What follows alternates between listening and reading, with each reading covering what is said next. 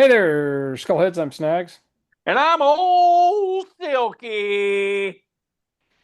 And we got Rabid Mike on the show back again for some more fun and games. Rabid Mike, like a bad case of like a rash that won't go away. There you go. Just Hello, keeps gentlemen. keeps coming back. Yeah, man. Thanks for having me.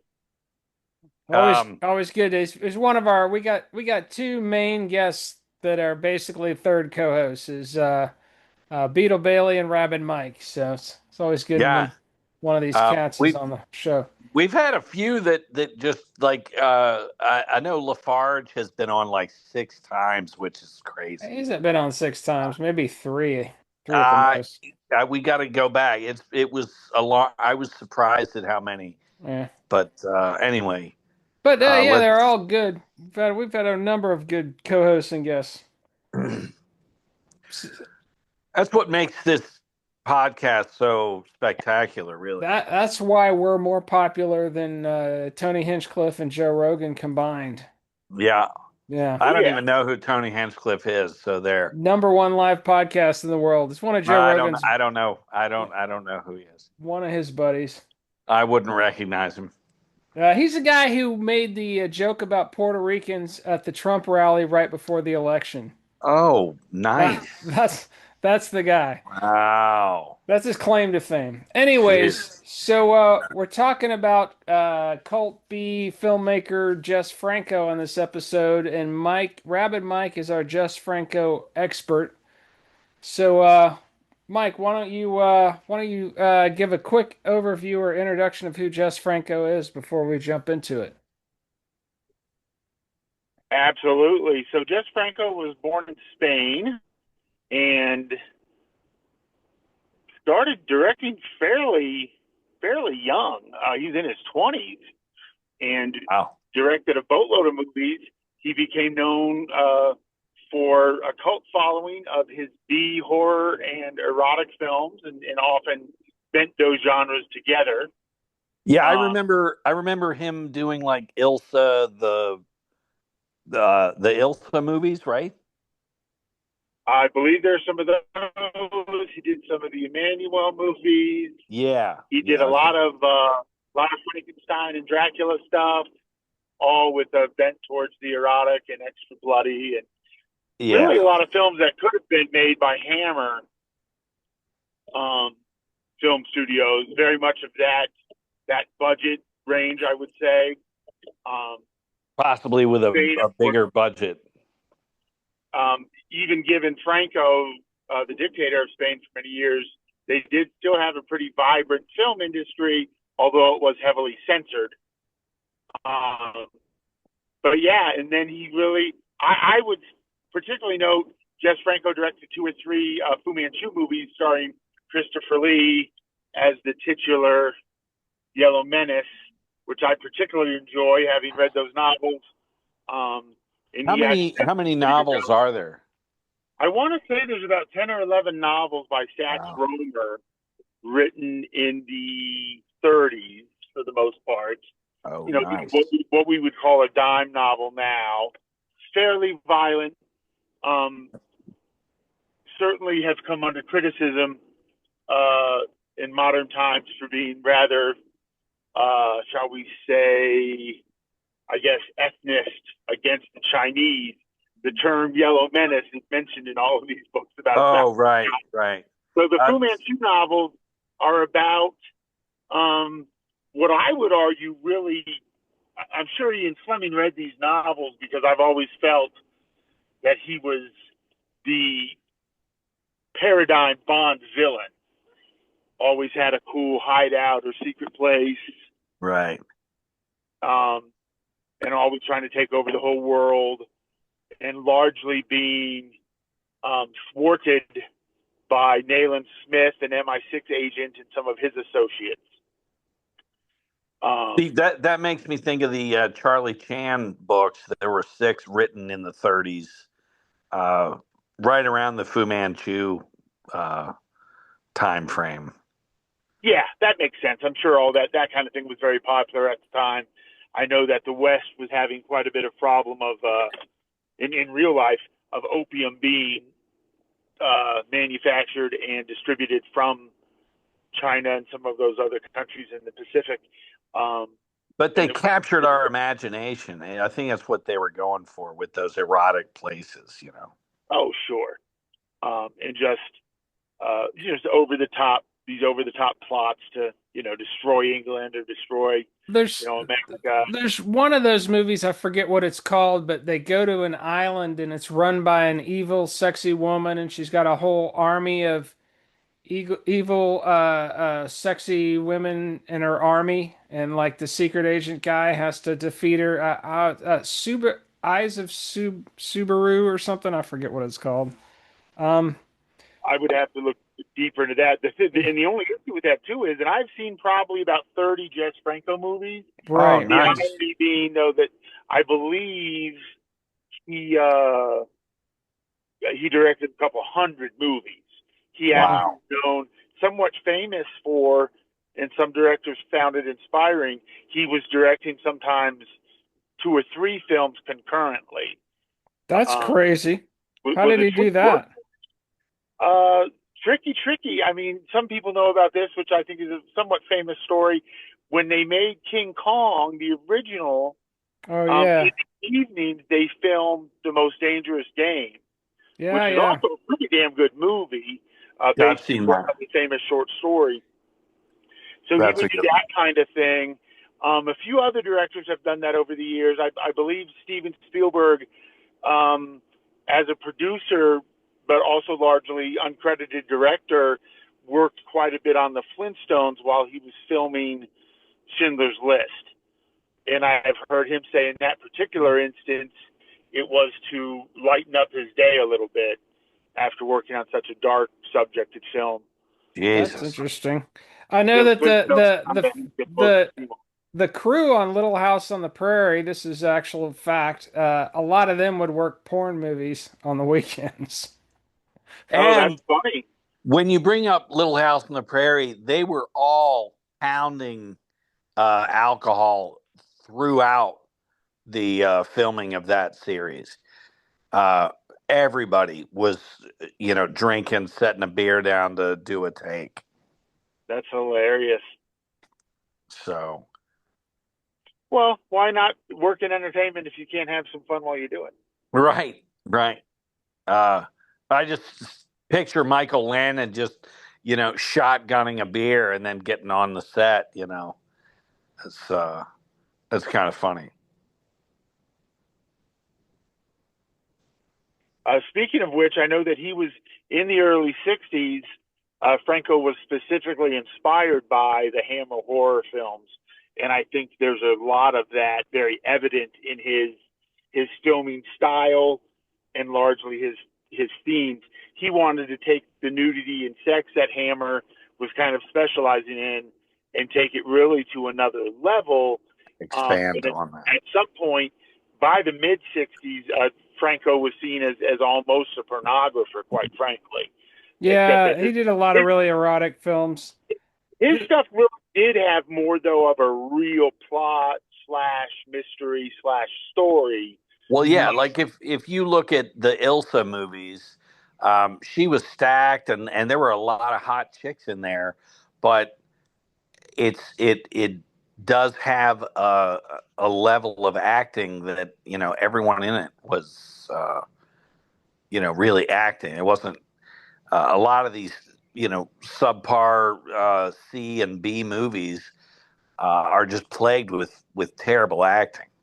So the movie I was talking about is 1967, and it's basically a CIA agent who has to go to an island of evil, beautiful women, led by a really evil, beautiful woman. It's called The Million Eyes of Sumeru. It's wild. It's if you watch that, you see where Austin Powers got a lot of his Oh, shit. sure. Oh, So, sure. yeah. That and the James Bond stuff, sure. Yeah, yeah, but yeah, Well, it's as a I great said, movie. there's no question that Ian Fleming had read stuff like the Fu Manchu novels, because that where the Fu Manchu novels featured the same villain every book, of course, James Bond always had a new villain to fight. Yeah. Very much the prototypical Bond villain, a bit of a maniac, out to destroy Western civilization, cool layers and hideouts, and very much. I would say the Romer books definitely are one of the ones that help set the stage for all that. Yeah. And of course, those films were not nearly as sexual as the novels were. Yeah, I've seen that first Fu Manchu movie, and it could easily be a Bond movie. Yeah, Nayland Smith, the character who would largely be the Bond type. Agent. Yeah. Right. Right. Um, Slight note: I would argue Fleming was a much better writer than most of those pulp writers, but certainly he was very influenced by it for sure. Right. So get back to it. He's in Spain and starts the filming, gets into directing, or what? Where does he Yeah, go from there? started pretty young as just like an assistant and a gopher on film sets, and got into it pretty hardcore. Sorry. Yeah, he went to the what was it called? The Instituto de Investigaciones y Experiencias Cinematográficas. So that was the name of the film school he goes to in the early 50s. It's a lot to say. Yeah, yeah. They probably had a nickname for it, like, something. It's interesting to note. The I think to joint. this day, even the Europeans are far more comfortable with nudity, um, and he was pretty popular over there. Still seen as a B director. I would equate him a lot, I think, and fairly, with Roger Corman, who of course we've Hmm. done an episode about. But just Yeah. as far as his output, Yeah.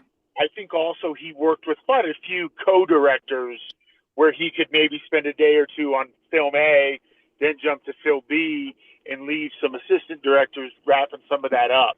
Very, very And not doing, he was not doing the Stanley Kubrick 140 takes. right. It Hmm. was one or two. You said your lines right, and your breast fell out of your shirt properly. Cut. Yeah. Right. Well, Mm. I would venture to say he probably has a long list of future directors and people that came up under him. Sure, just much like Corman, of course, most of those are probably Spanish or European that we wouldn't be super familiar with. He Right, right. actually, so he actually directed the sequel to The Million Eyes of Sumeru. It was called The Girl from Rio. That is a sequel to that movie I was talking about, The Million Eyes of Sumeru. Oh, that's hysterical. Yeah. Yes, a lot of his films, I believe, were sequels. Like I said, he did several Frankenstein themed films, Hmm. several Draculas, a lot starring Christopher Lee. It would Hmm. be interesting. I'm not sure the number between Jess Franco and Hammer. It would be interesting to know how many times Christopher Lee played him. It's got to be between 20 and 24, I would think. Well, now it's crazy is as far as the Hammer goes, there are 9 Christopher Lee movies that are Dracula related, Mm. and I have all of those, and I don't believe any of them are Jess Franco. And you're saying Jess Franco did another whole slew of Christopher Yeah, Lee? several with Christopher Lee. I don't believe he ever worked directly with Hammer. Uh huh. But certainly very influenced. One thing he did, which I think Hammer did too, and certain, John Ford was famous for this, Clint Eastwood is famous for this, working with a lot of the same people, and led also to efficiency where, and one knew what John Ford wanted, so it literally just made it very efficient to bang it out. Right. Yeah, well, when you're working with the same crew the whole time, it becomes like a band, you know? Everybody Yeah. knows A everybody. family. Yeah, everybody. Everybody knows what everybody else is about to play. It's kind of like bands that are jamming. Everybody knows what everybody else is. All right, now we're going to break it down for a little bit. All right, now we're going to kick into a solo, and people psychically kind of get what the other person's doing. And filmmaking is such a complicated art that I imagine it only makes it easier when you get in that kind of vibe with a crew. Oh yeah. Sure. Yeah. You'll note certain actors work with the same directors frequently. And there's a very logical reason for that. They Hmm. probably get along and just kind of know again what to expect, what they want the set to feel like, and the vibe on the set should be, and makes a lot of sense to me. Hmm. Yeah, Um, especially when certain actors meet the vision that you have, you don't want anyone else. sure. And same obviously with music. We certainly know a lot of directors use the same um, composers and Oh, sure. Yeah. musicians on multiple films. Well, let me rattle off some of these titles because I'm looking at his filmography here. And I think this will give people an idea if you're not familiar with him anyways. Uh, Eugenie, the story of her journey into perversion. Vampiros Lesbos, that's a real famous one. Oh, I've She, seen that one. yeah. She killed an ecstasy. Sexy Darlings, A Virgin Among the Living Dead. The Erotic Rites of Frankenstein. Diary of a Nymphomaniac, How to Seduce a Virgin, The Lustful Amazons, Female Vampire, The Hot Nights of Linda, I've seen that one. Tender and Perverse Emmanuel. That's a takeoff on the Emmanuel series. Um, Shining Sex, Racket on Pleasure, Barbed Wire Dolls. That sounds cool. I have this myself. I have this thing for these action movies where it's like hot chicks kicking ass, doing kung fu and shit. Girl Sure. power movies. Well, not like she's a strong woman, but like just sexy women kicking ass, you know? Sure. Sexy women with big guns, Yeah, yeah. And it's being used in many storytelling forms. Barb Nuns with big guns. Yeah. Barbed Wire Dolls seems like it might be one of those movies. Oh, nope, it's women tied up, which is another that's another genre I don't mind. That's a women in I think Congressman Eric Swalwell wrote that one. Right. that's a women in prison movie. Yeah, Barbed Wire Dolls. he has a movie, women in cages or women in prison, something like that. Well, Barbed Wire Dolls is a women in prison movie, so Yeah, Oh, but sure. no, but the title is like Women in Prison or something like What that. was the famous one that Corman directed? Wasn't that like the Big Bird Cage or something? Yes. yeah, Yeah, yeah. with Pam Grier. Yeah. Well, see, I will say this though, and I would give Corman this uh, compliment too. I see these kinds of guys as what I would call a pure filmmaker. And what I mean by that is they enjoyed making films. They didn't want to work a crappy office job, but they really just wanted to entertain us.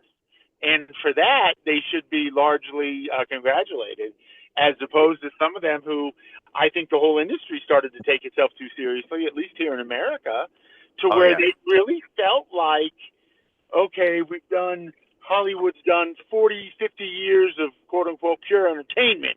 We're going to teach them something, which has ruined the business. It has, and you can go Yeah. back to these classic um, cookie cutter movies, certain movies that took on this just uh, strangulation of highbrow script, like El Cid or Exodus with Charlton Heston. Just these over the top, heavy 3 hour epic movies that are just like wading through molasses to get through. What was the example sorry, I was looking at this wiki thing on Jess Franco. Did you give an example of one of those? Of what? 3 hour movie that's like Yeah, waiting through El Milan. Cid, Oh, Exodus. Oh yeah, yeah, yeah, yeah. Um, And just some of the, so you'll go back, you'll be like, oh man, here's a Jimmy Stewart movie, and you put it on, and it's just horrible. The whole, everybody's period piece, and the sets, and it just, you're like, what is this even about? And they're just walking around, and I'm like, I know at the time people all went to see this because you didn't want to be the one person that didn't see it. uh, but Hollywood has pumped out just garbage, um, based on who's in it, and the draw that people are going to want to go sit in a theater and suffer through some Charlton Heston movie that, and I love Charlton Heston, but some of those, once they did 10 Commandments, wow, we got to just do the whole Bible now. If you ask me to, if I would rather watch El Cid or Soylent Green, I'm going Soylent Green every day and Sunday. Every time. That goes into what I'm talking about, is pure entertainment. Yeah. And Heston wasn't thrilled with a lot of that at the time, but a lot of that cheap sci-fi stuff is what he'll be remembered for. Oh yeah, the Omega Man. Omega Man, obviously Planet of the Apes. Whereas I can't sit through. No, the only reason I saw those movies is because I rented them to, run through this Charlton Heston phase I was in, where I was like, let me track some of these down. And you get them home, and you're like, oh my God, this is horrific. I think that's part of I think that's part of why Quentin Tarantino is so fucking popular, because while the whole industry in the 80s they were making safe family entertainment that wouldn't offend anybody, and he was like, he blew that shit up, and then the whole industry went preachy and heavy-handed bullshit, and he that stuff obviously nauseates him. And he just keeps dropping these immensely entertaining stories. Well, That's all he gives a shit about is the cinematic experience. That's all he cares about. You have to currently is one Christopher Nolan, who I think is incredibly overrated. I can't, some of that I can't watch. Right. It's just too, he wanted to make it, in my opinion, too complicated. Right. And it loses its footing. I think Inception is one of those. Tenet is one of those. I've never really gotten it. Didn't he direct Dunkirk? I thought Dunkirk was good. I loved Dunkirk. I thought it was fucking awesome. It is less exciting than it should have been. Yeah. Okay. Yeah. This is, this could have been a little more exciting and nail biting. I don't know. I thought it was great. I loved that fucking movie. What's the one I know some people like it? Interstellar, I just think is so highfalutin that it's the space time travel thing. I like that one too. Where the dad's hiding behind the bookshelf in the future. Exactly. Yeah. Oh my God. Now he's getting ready to lose himself and the studio an awful lot of money. And we need that to be 4 hours long. I wanted to. I want, if that movie could have been a small animal, I would have killed it in front of its parents. I liked that one too. Oh, fucking dreadful. Yeah. But this Odyssey is looking pretty rough. And really? horrible casting choices. No, well, what the deal? The big issue with that is, there's the Helen of Troy was Greek, and he's casting a woman who's black because the Academy now has rules that you have to have a minority in a leading role in order to be considered for an Oscar. That's why he's doing it. Now the two is, why do you think they care about the Oscars anymore? Yeah, I stopped watching years ago. It's just a bunch of rich people that don't give a shit about the rest of us, and any of those awards patting each other on the back. Who cares? Yeah, any of those award shows, it's like they all just get around and we give the same award to Christina Aguilera, and then Jay Oh, Z gets another one, don't and even start me on the we'll just, Grammys. you know I what don't. I'm saying, I've though. never watched the Grammys. No, That's There, just there was a total time. garbage. There was a time when even Oscar nominations, and of course even more so for a win, was a financial massive win because if you missed it at the theater, you were running to your local video store to rent or buy sure, it. Yeah, yeah, And you yeah, that had to just catch went up. You had to away see what with the everybody was. old physical yeah. media. I So think I'm though. not I sure think why you you got would care. maybe 40% of the country that cares about that stuff anymore. It's not Well, much. and Forty is a big number. like Yeah, we've been maybe saying, less.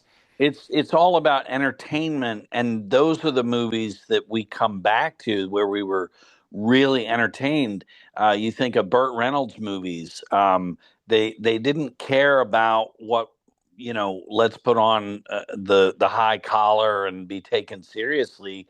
They just had a good time. Those movies with Dom DeLuise, all these. Yeah, the Burt Reynolds movies, these Jess Franco movies, Quentin Tarantino, they're uh, they're doing what they want, and they're filling the box off. They're filling movie theaters because people want to go and have a good time. Hmm. Exactly. And I would argue this, and I'm very straight about this.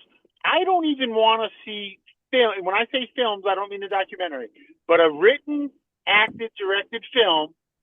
I don't want to see films that agree with my politics. The movies are a place to get away from all of it. Hence, Right.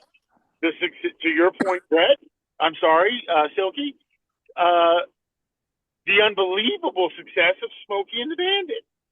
Yeah. Yeah. I mean, that thing, I think I read once, it was like 20 times its budget it made in the theater Wow. in And a it's massive, bizarre now, you massive can hit. get cores anywhere. So Yes. when you watch it, you have to almost, it should Yeah. almost have a thing at the beginning saying, "Hey kids, there was a There time was a where." time when Coors was only available on the West Coast. Yeah, that was Right. before they Carter actually deregulated the beer industry. Yeah, Yeah. because And his brother was such a fucking.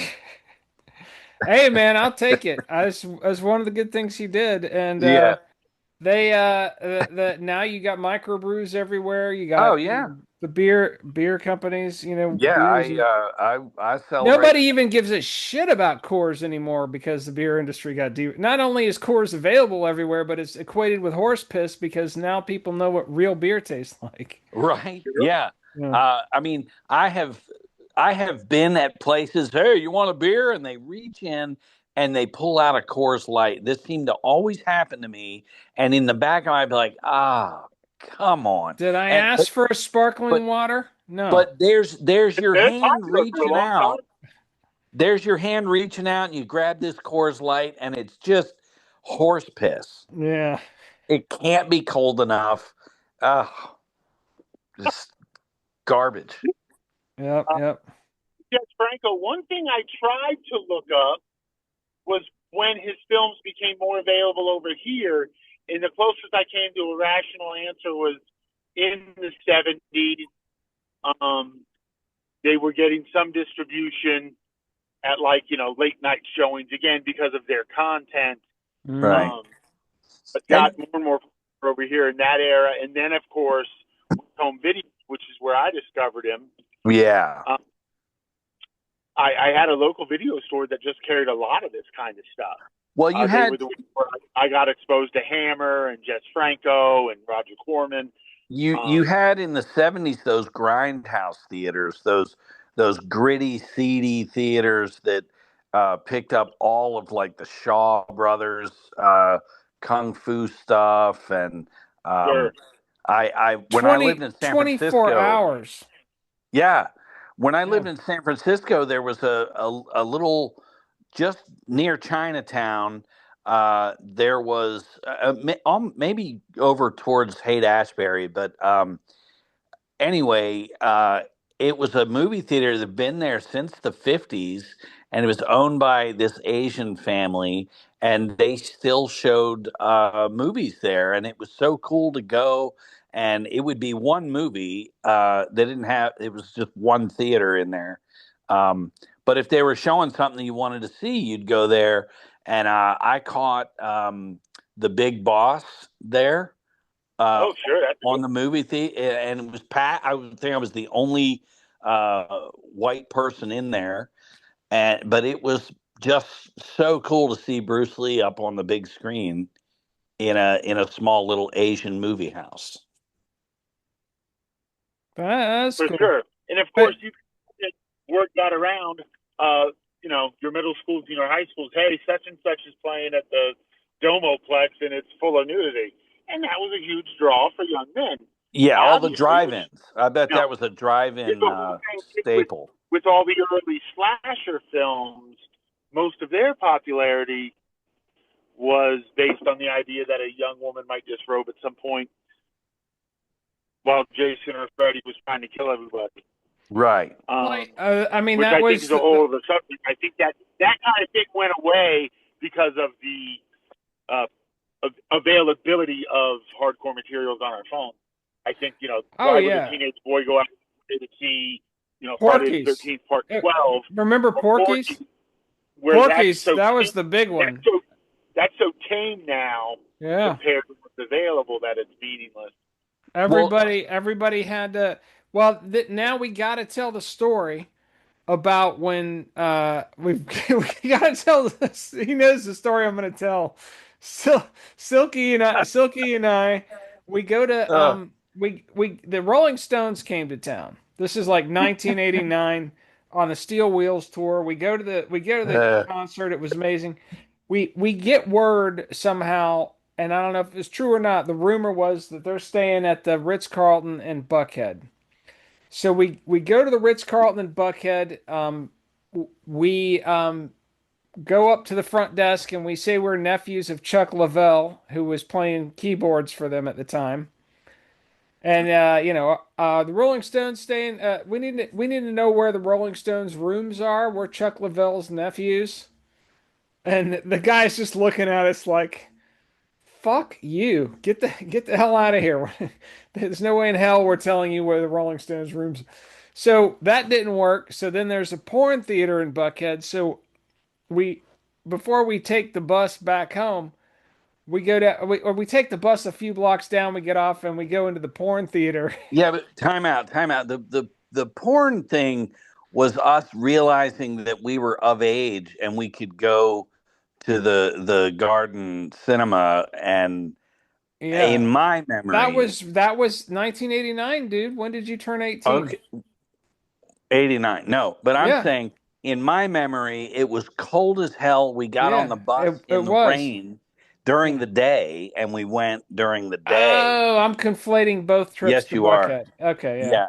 Yeah. And we go in there and we're like, oh man, we're gonna see, the real deal. And both of us are thinking about Taxi Driver, how you saw the movies he was watching there. Well, this kept showing the same scene. The camera would go up the woman's body and then back down to her feet. It was softcore porn Yeah. in a movie theater, and it was obviously a hardcore film where they edited out all the close-up shit. And this was Yes. Georgia's porn laws were draconian bullshit back then. And Right. it's not like now, okay, they block Pornhub, you get a VPN or you just go to some site that's not obeying the bullshit. Back then, or you find it on X, which has plenty of porn. Um, Back then, you either borrowed a videotape from a friend or you did what we did, and we didn't realize the porn theaters weren't even allowed to show real porn. It was like softcore porn. Yeah. And so we're sitting there in this cold movie theater, And we're and in there suffering. It's like the nastiest weather outside, like yeah, sleet. yeah, It's like yeah. sleeting outside. Middle of the movie, the AC kicks on. There's an AC vent above us that just starts going. We're watching this bad porn where they're cutting out all the good stuff, And I think I remember like some of the actors had Groucho Marx glasses on so they Yeah, wouldn't be yeah, recognized. it was and, so bad. and then there's this massive AC vent above us that just starts going That's hysterical. Oh, dude, and it was so loud, and we're like, "What the during hell the are we doing?" during the movie. And finally, it was about 20 minutes of this, and we just looked at each other. One of many times where we did this. What the What hell the are we hell doing? are we doing? Just got up And and we went left. out the back, which was scary because now you're in some back alley. And I'm like, dude, we're gonna get fucking mugged or something, I don't remember that. I do remember Yeah. though it was called the Buckhead Art Cinema, and There you go. I remember being at a stand-up comedy class that I did back in the 80s, and one of the guys gets up there and he goes, "Buckhead Art Cinema. If that shit's art, my ass is a typewriter." Wow. It's funny. There you go. Anyways, were we talking about Jess Franco? Let's talk some more about Jess Yeah. Franco. Just so I wanted to just Just say, just to give you the style, I just read. I'm looking through his filmography. He mhm. directed 13 films in 1982. Wow. Yeah, that's some Where we're at. proficient shit. Yeah. And if And you, Yeah. and in the early 80s you had all those slasher movies. The 80s there were some great movies in the 80s that I wish you could go back and check some of these out because like the Boogans and all your Friday the 13th and there's a lot of young actresses that came up and became, bigger. But it's just funny to see Kevin Bacon is in or no, yeah, I think he's in the Friday the 13th, but Johnny Depp is in Johnny Nightmare. Depp is in Nightmare on Elm Street. Yeah. Yeah. But just the time of the early 80s, just all those slasher films, you can approach them as look at how bloodthirsty the audiences have become, but you can also look at just the advances in special effects and the storyline. They were just fun movies, and you were bizarrely able to suspend the gore um, to be entertained. And when Nightmare on Elm Street came out, that was revolutionary. yeah, I remember watching that. That Nightmare on Elm Street and Scream were both genre-changing events. yeah, They yeah. weren't they weren't I tip uh, they weren't I, tip I think Wes Craven's wildly underrated. Yeah, Yeah. they weren't typical slasher films. Nightmare on Elm Street is surrealist filmmaking, in a Yeah. lot of ways. Well, And but that kind of a complicated concept that Craven pulled off brilliantly is this notion that this thing is killing you in your dreams, Mm-hmm. and it's kind of it's a bit of a heady concept, but he Mm-hmm. just goes into it so naturally that it doesn't seem overburdeningly complicated. Yeah, well, it and Like wasn't I said, we're at pretentious. It wasn't pretentious, but it was surrealist. I remember watching it at the time after it came out with some friends, and I was going, this is fucking psychedelic. Now, at the time, I was reading like Carlos Castaneda and listening to a lot of oh, Doors and Robert right, Aldous Huxley and all that shit, and right. taking acid for the first time. So I was like, this is very psychedelic. And they were like, oh, they're making fun of me because I was saying it was psychedelic, but it is psychedelic. It's a psychedelic movie. It's Yeah, and pretty wild. they hit pay dirt with Robert England. I mean, he owned that. Yeah. You know. But what I was getting at with all these movies, even Jess Franco and the Burt Reynolds and everything, is you know, people want a cheeseburger every now and then, and you can go get a steak or some really expensive seafood meal. You can go see some artsy movie, but Well, artsy movies are vegan and alfalfa sprouts, not steak. right. And now, These movies are steak. Good yeah, fucking. but I'm saying, Frank Zappa used to call it cheapness. There's just something golden about just having a good time at the movies, and it doesn't Yeah. have to. it doesn't have to mirror everything that's on the news or all that shit. Right. Well, yeah. And again, I mean, not to bore us with current affairs, but when you keep making films that shit on a president that won the last election unbelievably decisively, you're choosing to take the studio's money and consciously shit on, I would argue, about 55 to 60% of the country.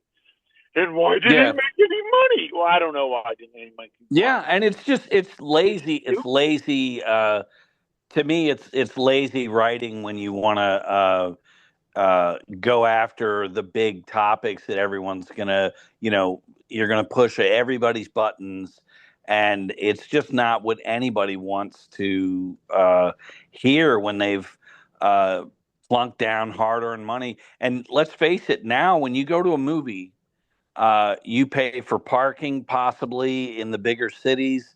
Then maybe you get something to eat before you go see the movie. Then you get the movie. Then somebody wants the decorative popcorn box. Now they're all selling movie tie-in things, and by the time you get out and get to your car, you've dropped anywhere from $100 to $200. Oh, family of four? Hell yeah. Yeah, on a day at the fucking movies. Yeah, and it's, again, to be bitched at during it has become unacceptable to us. I don't mean to plug the film. I did not help produce it. I don't stand to gain anything from it. I just took the kid to see the Sheep Detectives. The who? Let me tell you, the Sheep Detectives. Sheep Detectives. Yeah, Hugh Jackman is in it a little bit, and the rest of the cast is all fairly well known. And I'll just tell you guys, an hour and a half, pure entertainment, funny, a little bit touching, no politics. That's wonderful. And a cute, heartwarming story. And can I tell you, on a Sunday night, on a cold night, theater was pretty busy. Wow. There are quite a few movies on my Amazon Prime account that are not finished. You know what I mean? 30% in, and then they start lecturing me, and I don't have time for it. I just pause, exit out, and I find something else. Oh yeah, even my only exception with that will be this: if the film in and of itself is a political subject, that's a little different, and maybe you go. Because it's what you signed up for. Yeah, if you go see Wag the Dog, that's what you want to hear. Right. Yeah. Or JFK or whatever. But even those movies are only good if they have within the characters' dialogue both sides being presented. When it beats me over the head, I don't even like those. Yeah, I can't remember the last political movie I remotely wanted to see. But if you go back in time, All the President's Men is a fucking classic. Yeah. What it comes down to is the art. It's like, there are political bands like The Clash. I fucking love The Clash because they had the art down. If it's good art, I like Curb Your Enthusiasm. He gets political at times, but it's so fucking funny. I just don't care. Oh yeah, Again, he's so good at being funny. Yeah. He can make me laugh at things that I don't even agree with, but he's still funny.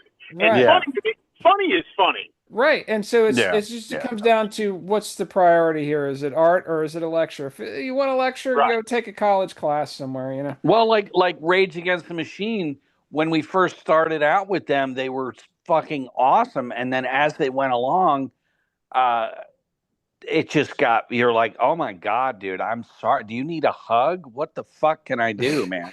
Right. Yeah, I stuck with them because I did like the music. Yeah. And I did, for whatever reason, Zach De La Rocha's semi-rapping over it worked for me with how the music was written. I think they were a talented band of musicians. But I can remember that first record, I guess I was 16 or 17.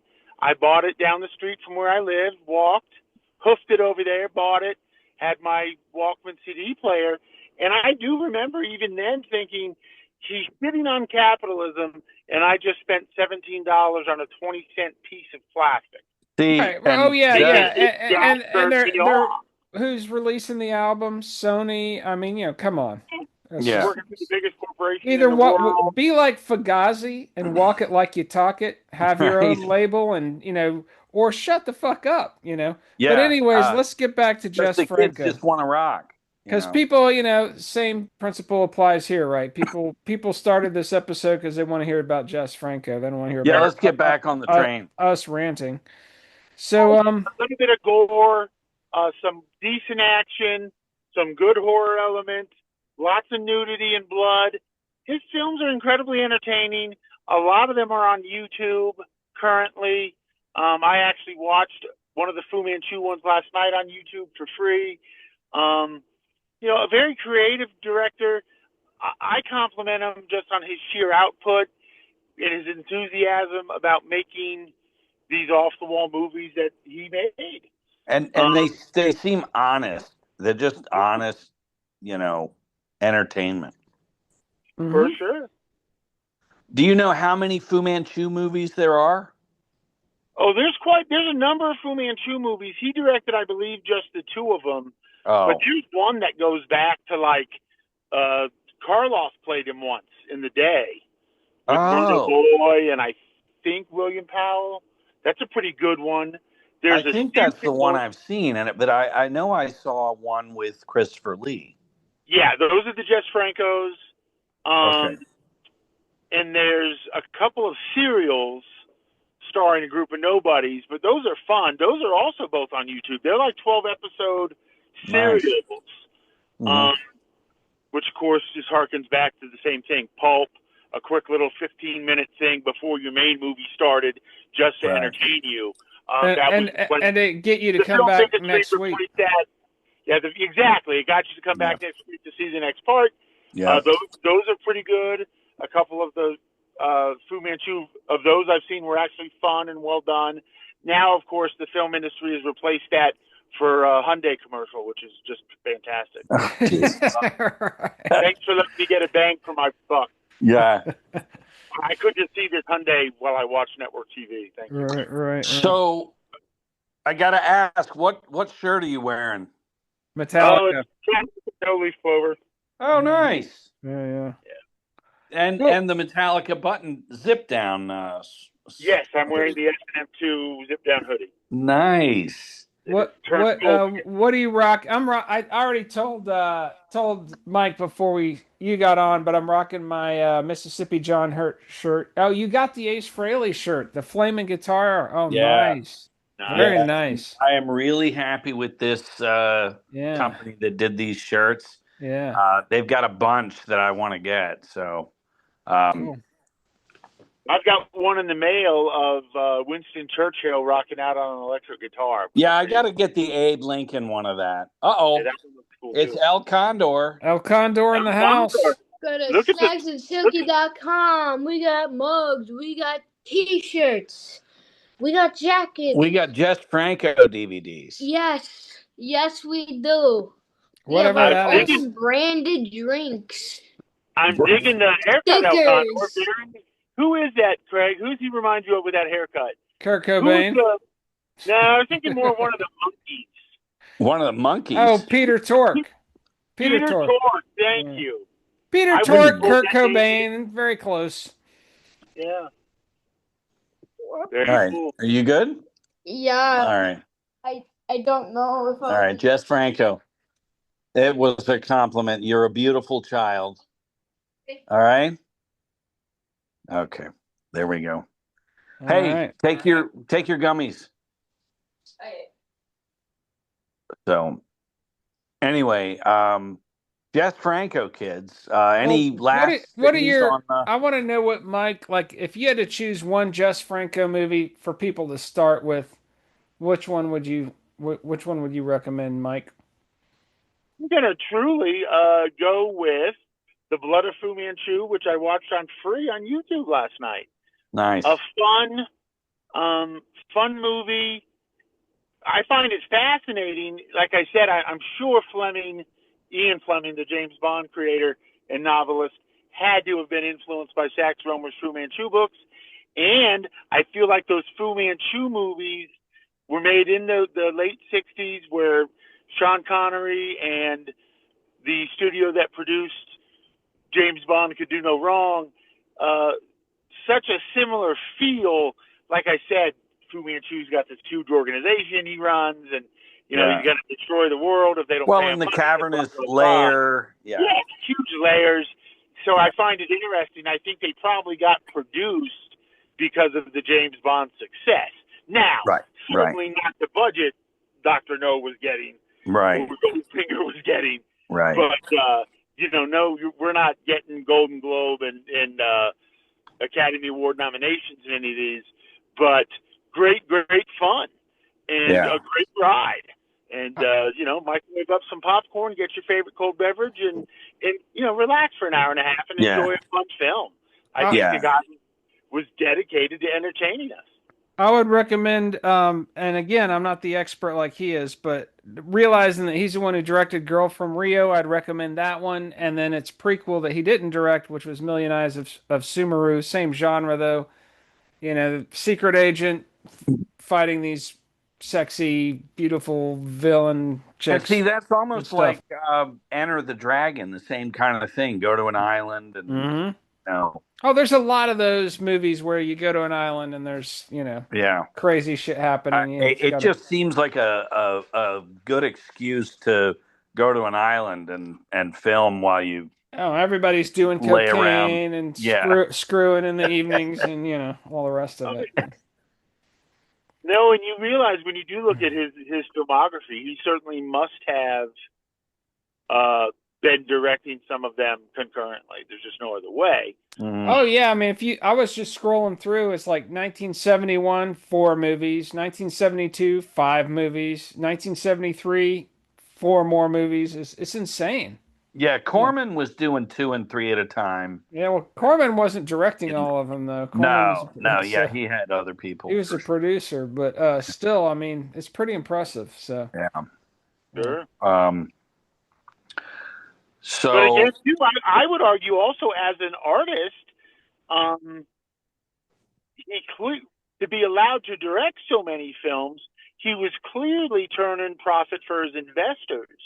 Where I get so frustrated is, and I'll bring up one of this year's already biggest flops, this bullshit like The Bride, which is how you're supposed to say it because there's an exclamation mark after it, directed by Maggie Gyllenhaal.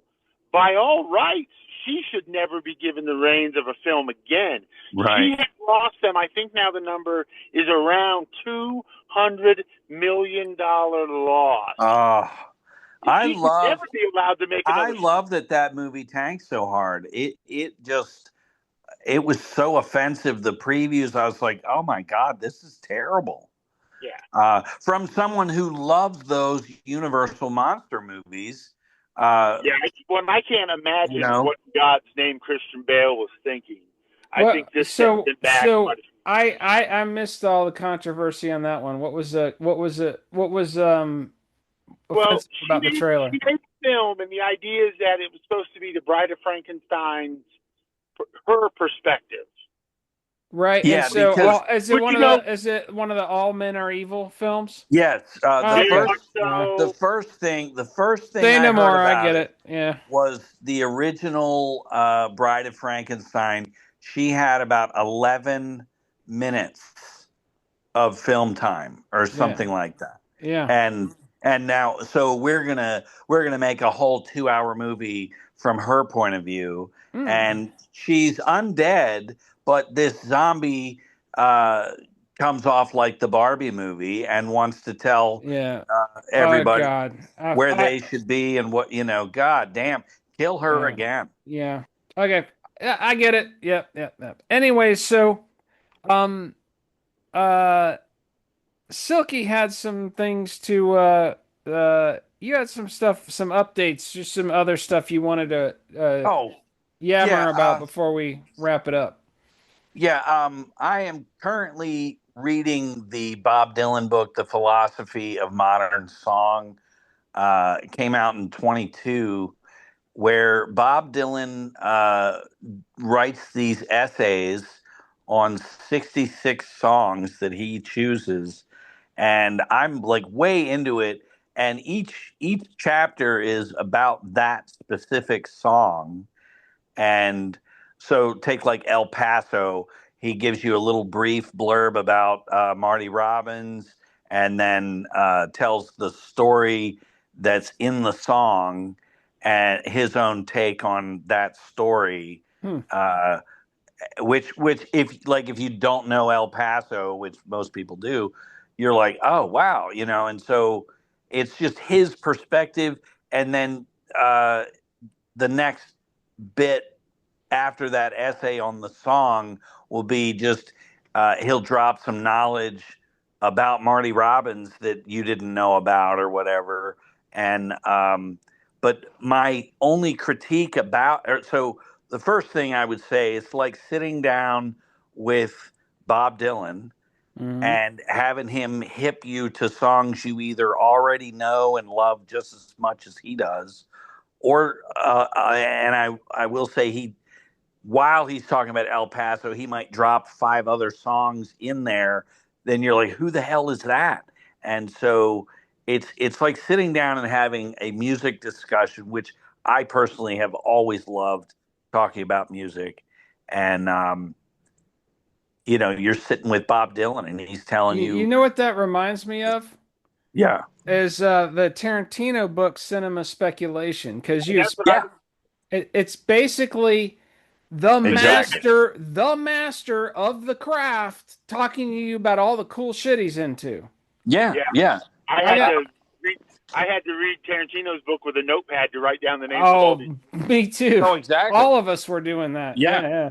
So as I'm reading this book, I'm making a playlist of every song he mentions, Oh wow. and I'm up to like 130 songs on this You know thing. what we need to do when you're done with that book? We need to do an episode on that book, and Oh yeah, we can. you can take us through it and talk to us about tell us My stories about the songs.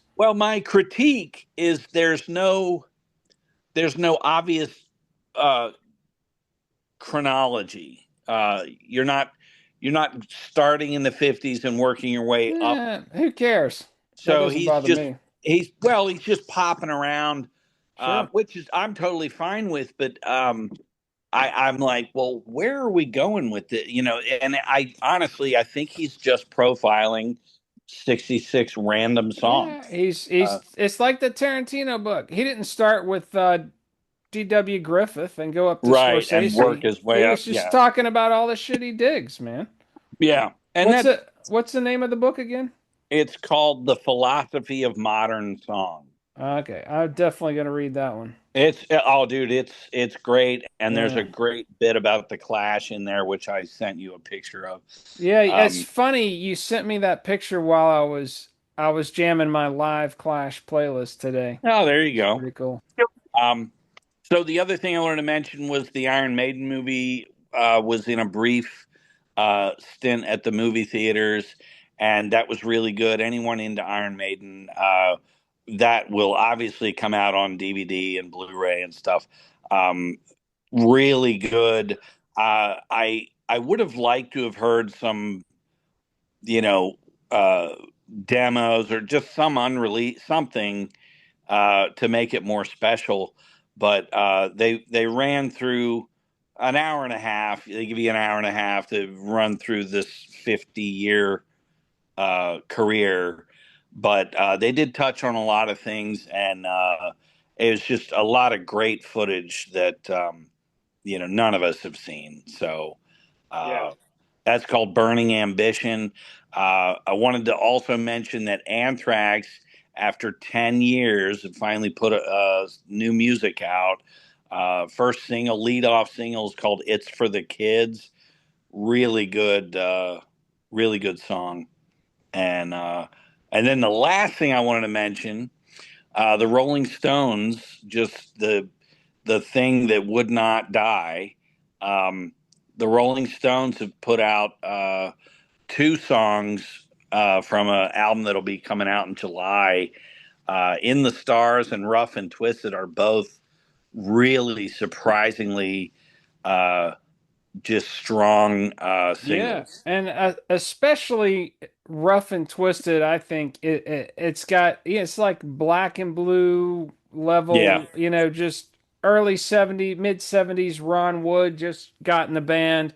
yeah, You can't compare it to the Mick Taylor years, nothing compares there, but no, it's good Faces style rock and roll. I really yeah, like it. yeah. Yeah. A good bluesy bit there. In the Stars has this guitar playing behind the song that is a Who harmonizing. Like I almost hear Pete and Roger and Kid doing this Who Yeah.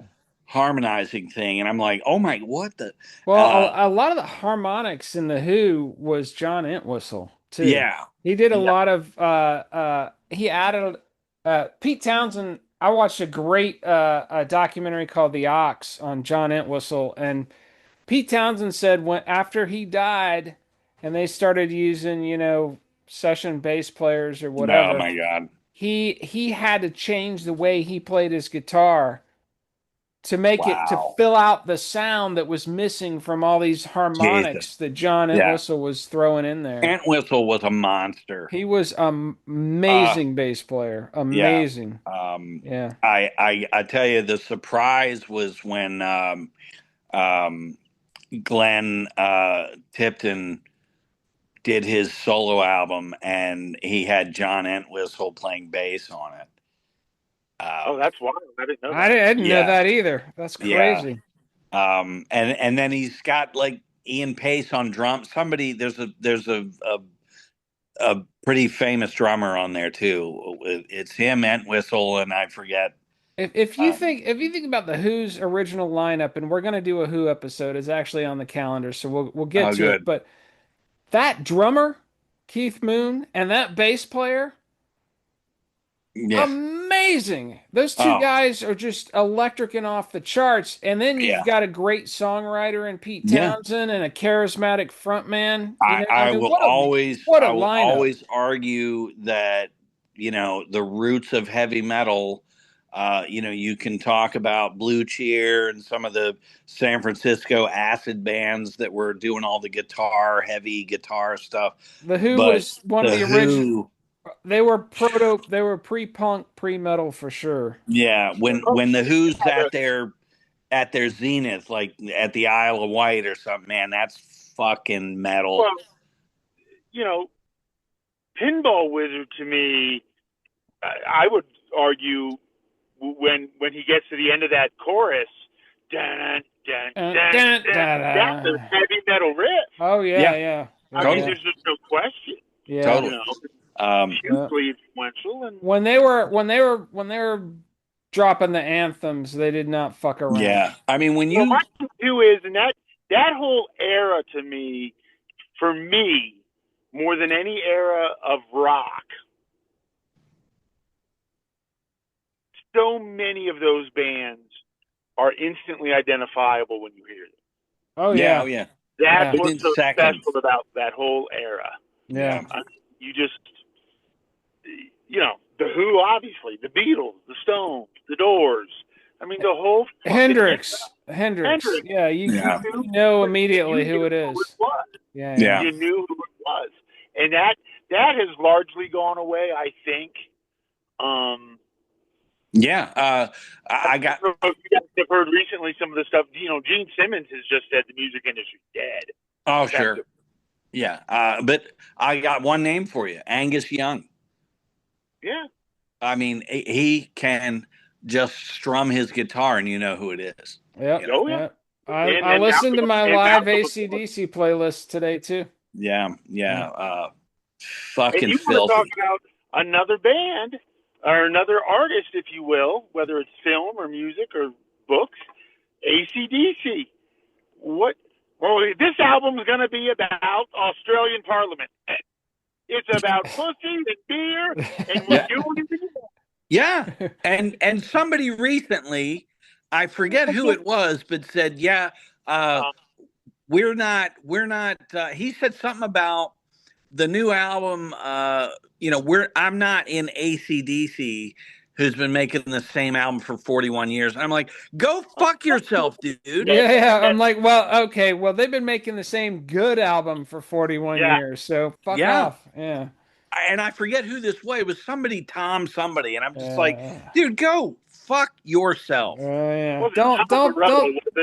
Do Was not, it Tom Morello? do, No, no, no, do not, I don't see that. Tom Morello's got good no, musical no. taste. It was somebody like I have to Oh, look it up. oh, here's our Kiss reference for the Well, episode. I had the shirt. I know, but Tom Morello is responsible for getting Kiss into the Rock and Roll Hall of Fame. I did not know that. The Rock and Roll Hall of Fame idiots, it's another institution I pay no attention to, but they did not want Kiss because Kiss wasn't a serious and Oh, but the monkeys are in there. Fuck but off. they respected Tom Morello, because he's all serious and Yeah, political. And sure. Tom Morello was like, "You fuckers don't understand. You have Yeah. got to get Kiss into the Rock," and he Uh, talked them into it. That's the Good. only reason they're in there. That's funny. Fucking Well, the thing hilarious. that annoys me about that, and this goes back to my point too, I think there is something to be said for financial success.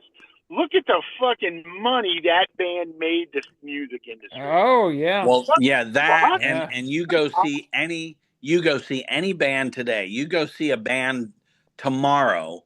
Their stage show was The influenced by stage Kiss. show is And gonna be fire and explode. and they won't even Fuck know it. They won't even know no, it because they're two they don't know. Yeah, generations removed. they Yeah. don't know. Yeah, Yeah. and Yeah. that's upsetting. But my biggest thing is these people that are coming up with their band's selling and whatever, and they want to rip on ACDC, or you get some guy in a band who used to be good, and he comes out and says, "Hey, have you guys heard of Deep Purple?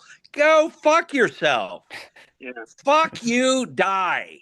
You Well, I know? remember that was Flea, wasn't it? Yes. Yeah. That's Dead exactly to he's talking about. me. Flea posting on Twitter. Good. "Oh, Well, let me ask Deep you guys a Purple's question. actually pretty good. Who knew? With Like, Kiss in the Rock Hall of Fame, how much do you think it hurt them that Paul Stanley and Gene Simmons are fairly publicly known for being conservative? How much did that hurt them? yeah, I don't know. I mean, That's that might have been part of it, but I think Yeah. I really think it was just they're a cartoon band. They're Yeah. not real Well, music. I saw a beautiful Oh, video the other day. the other Gene Simmons went to and I hate to say it like this, but it was essentially an old folks home, and he met with one of the American soldiers who freed the camp where his mother had been held. Oh, that's awesome. It was really cool. my.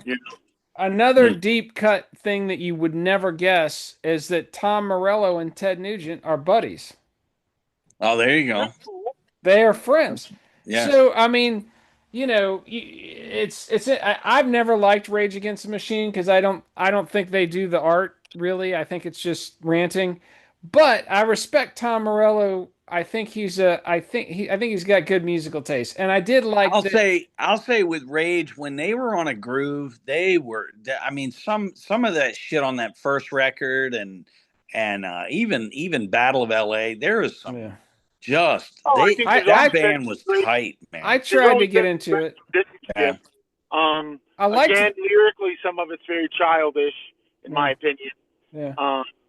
Well, and I saw Rage a couple times, and Zach would just get up there and just berate the audience, and you're just like, dude, can you just sing? I came to rock out, man.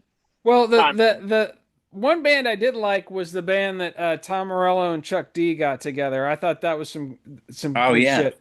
I forget Prophets of Rage or whatever. That's it. They had some good grooves. Yeah, that was interesting. It was fun, a little bit funkier. Something about Rage Against the Machine is just even musically very heavy-handed, and I thought Prophets of Rage had some more funk to it. But that's because it was Public Enemy and Rage Against the Machine, basically. Yeah, Chuck D is doing something with John Densmore from The Doors. I have yet to hear that. Oh, that sounds terrible. Yeah, it's well, Chuck D. So I know, but John Densmore's got to be 95 by now. and he's Come on. just gonna bitch What's about something. what's he gonna be doing? Just playing the? I don't I know. don't. Who knows? I don't get it. Anyway, let's wrap this up. Yeah, we've gone way off course. Jess Yeah, Franco, everybody, check out Jess Jess Franco. Franco. Uh, And have some fun with it, and like I said, enjoy somebody who I feel just wanted to entertain us, which is what we want. Yeah, that's really all we want. yeah. We do have a another at least one more episode on deck for with Rabid Mike coming up. Mike's one of those guys who he's like Beetle Bailey. He'll text us, "Hey man, what if we do an episode on this?" Or he'll just start talking about somebody, and I'll be like, "Let's Yeah. do an episode about that." So Well, he's there will be also in the field. Like a Hunter Thompson. He's out there pounding beating the weeds down. He's beating the meat. carving the path for us. So Better shuffling off this motor coil than poor old Hunter had. There you go. All right, children. There you go. All right. Get your ass on YouTube and watch some Jess Franco, damn it. Peace out, everybody.